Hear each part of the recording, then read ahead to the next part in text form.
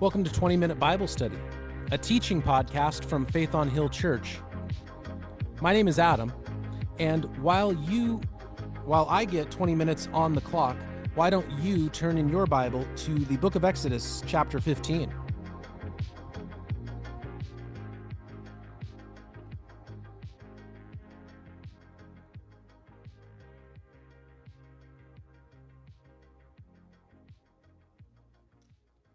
Well, last week, we saw that the people of Israel have crossed the Red Sea and they responded in worship, and we looked at the song of Moses and the song of Miriam. But this week, we get into everyday problems. The crossing of the Red Sea is one of the most well-known, remembered, and miraculous events in the Bible. Yet, it only happened once. If you were alive, if you lived for 70 years, that was one day of your life. One day. Most of life is like that. I can look back on Red Sea moments in my own life. Moments where God's provision was miraculous, where God's Spirit moved in a powerful way. But that is not the daily norm, nor has it been for believers throughout the centuries. The challenge for believers is for us to walk faithfully in the small things, to walk faithfully when it's boring, to walk faithfully, to walk rightly before God when nobody's looking, when the mountains aren't moving, when the seas aren't being parted, when it's just another day, it's Tuesday, and now I got to do what I'm supposed to do today. Am I going to be faithful to God then? Or will I only be faithful to God in those powerful moments? Verse 22, chapter 15, the book of Exodus says, "Then Moses led Israel from the Red Sea, and they went into the desert of Shur. For 3 days they traveled into the desert without finding water." Now, it is estimated that there is somewhere between 1 to 2 million people traveling. Finding water isn't just about finding a little stream. You need enough water not only for a large group of people, but for all of their herds and livestock. It's not just the men and women that need to drink, but the ox, the lamb. They all need water to survive. It says that they traveled for 3 days. Now, assuming that they had a certain supply of water, they had water skins and they had some level of water that they were bringing with them. But you can only travel with so much water. Water's heavy. They were not traveling with motorized transport. They were on foot. They were carrying everything they had, their tents, their blankets, all of their possessions, all of their food, all of their cooking equipment. To carry large amounts of water would be unsustainable. So they have probably come to the end of their supply, and then they find a source of water. But it's undrinkable. Have you ever been in a pinch, in a bind, and then you think you found the answer and it doesn't work out, and then you say, "Oh, God has abandoned me"? So the people grumbled against Moses, saying, "What are we to drink?" Really, they were grumbling against God. When it says they grumble against Moses, and this is something you're going to see again and again, it means one of two things. Either they believe that God has not taken care of them, because that's who Moses represented. Moses did nothing in his own strength. Moses wasn't a great man on his own. It was God who made him useful. It was God who made him a leader. So either they didn't trust God, or they didn't believe God was there in the first place, and they were trusting in a human leader. And let me tell you, anytime you put your faith in people, you will be disappointed. If you come to church for any other reason than Jesus Christ, you will be disappointed. I guarantee it. If you place your hope in people, they will let you down. God is the only one who has never let me down. So they grumbled against Moses. So Moses cried out to the Lord, and Yahweh showed him a piece of wood, and he threw it in the water, and the water became fit to drink. This is miraculous. I, again, make no apology for believing wholeheartedly in the supernatural. Moses did the right thing. Do you know when times of trouble come, times of struggle come, you know what my inclination is? It's to talk to people. That's how I process things. I'm going to call somebody. I'm going to go see somebody. I'm going to talk it through with somebody so that my brain can process. My first default, if I'm honest, is not to pray, and that's something I've been trying to change in my own life. Moses cried out to the Lord. He grumbled up. And the Lord gave him the answer. Now, the Lord's answer might have seemed stupid. What, take a piece of wood and throw it into the dirty water? Just going to make it dirtier. But he did what God said to do, and it worked. This is miraculous. There is no, don't go around, if I just find some wood, that'll clean up some polluted water. Don't go around doing that. But he did what God said to do. And then God reminds the people, if you listen carefully to your God and do what is right and pay attention, I won't bring on you the plagues that I brought on Egypt. What God is saying is, just because I delivered you, don't think that I can stand sin. Don't think that I can stand rebellion to me. What God is telling the people is, just because I brought you out of Egypt, don't think you're so much better than the Egyptians. You could be them very quickly. So God brings this miraculous thing. Their water is supplied.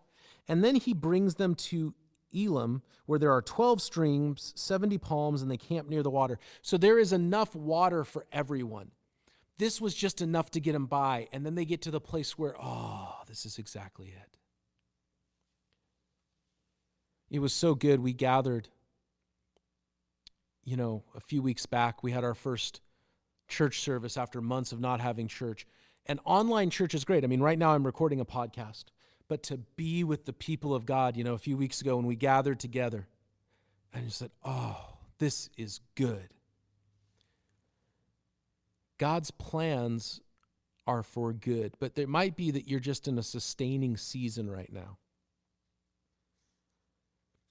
You have to trust that God will provide for you. The issue here isn't an army chasing them down. The issue here is, am I just going to have water to drink this morning?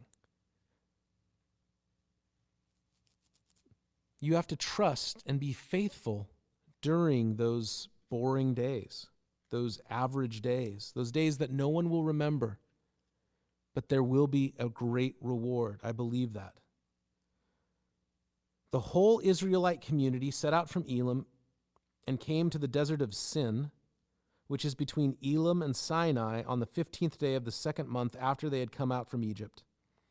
In the desert, the whole community grumbled against Moses and Aaron. The Israelites said to them, if only we had died by the Lord's hand in Egypt. There we sat around pots of meat and ate all the food we wanted, but you have brought us out to this desert to starve, this entire assembly to death.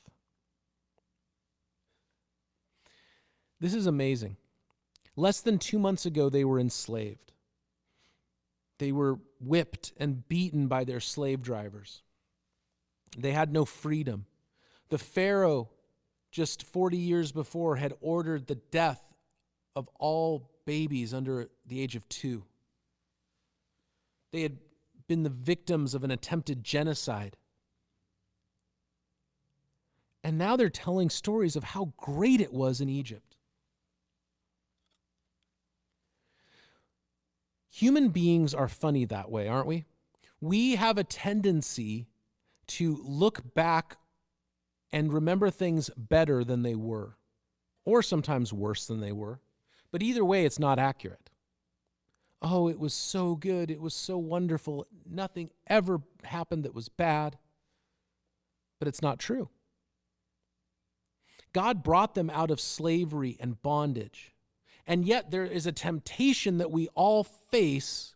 God has brought us out of the world, and we look back on the world longingly thinking, oh, it was so good.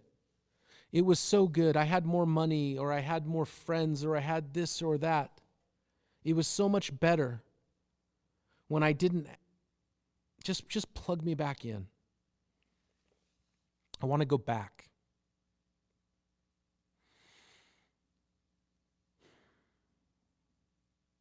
Verse 4, the Lord said to Moses, I will rain down bread from heaven for you. The people are to go out each day and gather enough for that day. In this way I will test them and see whether they will follow my instructions. And on the sixth day they are to prepare what they bring in, and it will be twice as much as they gather on the other days. So what God is saying is, you're grumbling, but I'm going to take care of you. God's ways are good. When you think about, there is a feeling, a sense that is sometimes expressed that Christians miss out on things. We miss out on the good time because we're following God. We see the pictures of our friends out, and they're all laughing and smiling, and they're having a good time, and they're getting drunk, and they're partying, they're enjoying sexual pleasure, and they're doing what they want when they want. And here we are, Christians, and we're just missing out on the party. God's ways are good. God's ways are better. And God will provide. So what happens is we look back on Egypt, we look back on our old lives sometimes, and we think that they were better than they were. And God is providing. And God's ways are better. Now, I can't convince you of that. That's something that you will have to wrestle with between you and God. But I know this. I know this to be true. That I have never met somebody who spent years and years and years trapped in sin, and then they experience the freedom of Christ, and they go, oh man, but I'd really like to go back to being wasted and hungover. I'd really like to go back to feeling horrible in the morning. I'd really like to go back after a night of transactional sex, and I just wish that, I wish I could go back to that.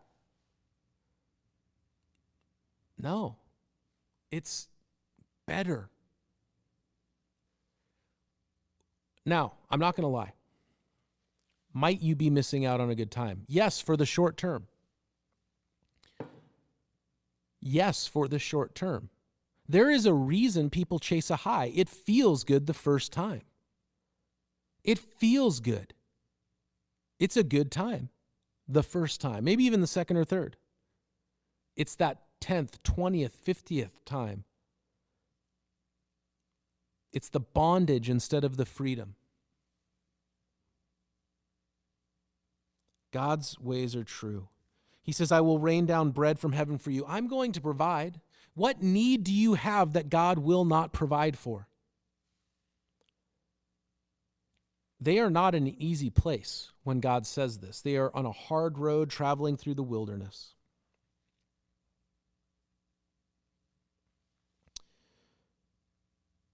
Now, this is a test for them.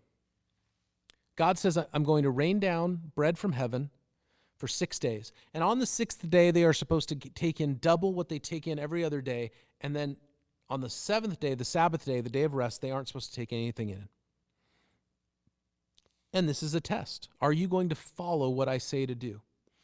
And what that means, when he says in verse 4, on each day they are to gather enough just for that day. What that means is that God's testing them. Are you going to gather enough for that day, or are you going to take a little extra? Set aside a little extra just in case, that plan B. just in case God doesn't take care of you like he says he's going to. And on the 6th day, will you take twice as much? Because I've told you, it's okay. This is the day to do it. So Moses and Aaron said to all the Israelites, in the evening you will know that the Lord who has brought you out of Egypt. In the morning you will see the glory of the Lord because he has heard your grumbling against him. Who are we that he has heard? Excuse me, it's hard to read this way. Let me move this here. Who are we that you should grumble against us? Moses also said, you will know that the Lord, when he gives you meat to eat in the evening and bread, all you want in the morning because he has heard your grumbling against him. Who are we? You are not grumbling against us, but against the Lord. I believe this is true. I also believe this is dangerous. You are not grumbling against us, but against the Lord. There's another verse from 1 Samuel, touch not the Lord's anointed. And I have seen leaders in the church abuse these verses so that nobody can rightly call them out for sinful behavior, so that there can be no accountability or transparency in their lives. Those are dangerous verses when abused. I fully acknowledge that. That being said, I do think that there is some truth to that. I can grumble, but the leaders that God has placed in my life, the authorities that God has placed in my life, if I believe that God has placed them there, then I'm only grumbling against God.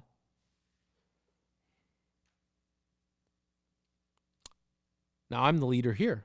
Does that mean that anybody grumbling against me is really grumbling against God? Well, that's between you and the Lord. I do know this.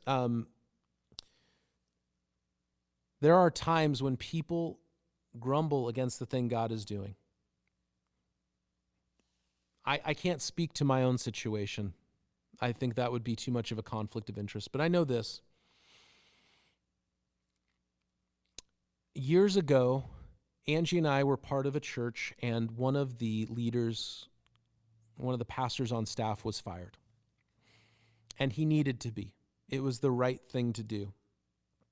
And for different reasons, Angie and I weren't married yet. We weren't even dating yet. But we were both kind of in on the situation.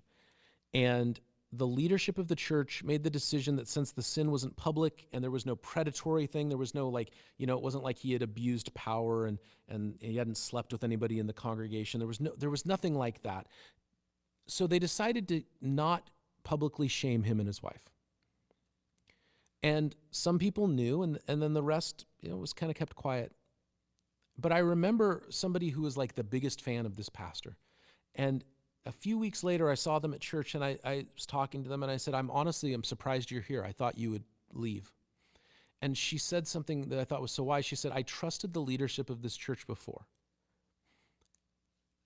And since I don't have a reason not to right now, I trust them now, even though this hurts, even though there's a lot of questions. And she went with her questions, and they walked her through stuff because she had a right to know some of the things.